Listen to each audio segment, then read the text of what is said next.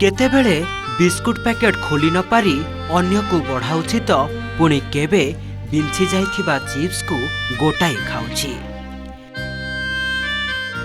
जेतेबेले जहा इच्छा होउछि से करुछि, हेले सेई गोटिए कोठरी रे, कारण ता गोड़रे पड़िछि बेड़ी।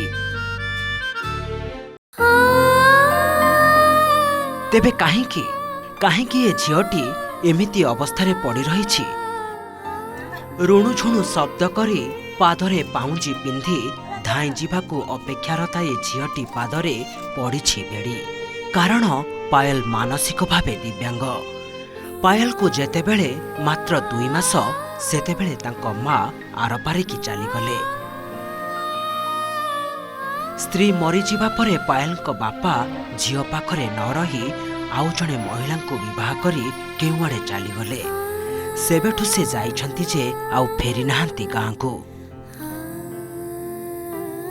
माँ छेउंड पायल बड़ होइछि अजाईंको पाखरे। अजा गयाधर और आईमा प्रमीला पायल को निज पाखरे रखी लालन पालन करथिले। वर्षे 2 वर्ष पर जना पड़िला पायल रो मानसिक स्थिति ठीक नाही। तांको रांची समेत अनेक हॉस्पिटल ले चिकित्सा करिबा परे मध्य से भल हेले नाही।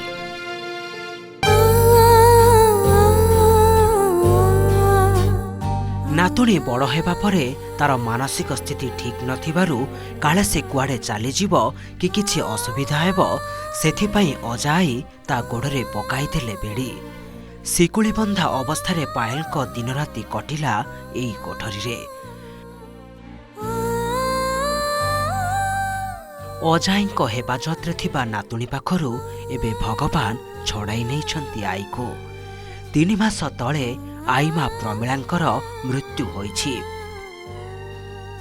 पाखरे मानसिक भावे दिव्यांग नातुणी अछि, ताकू केमिति पालिबे केमिति ता जत्न नेबे से किछि बुझी पारु नाहंती।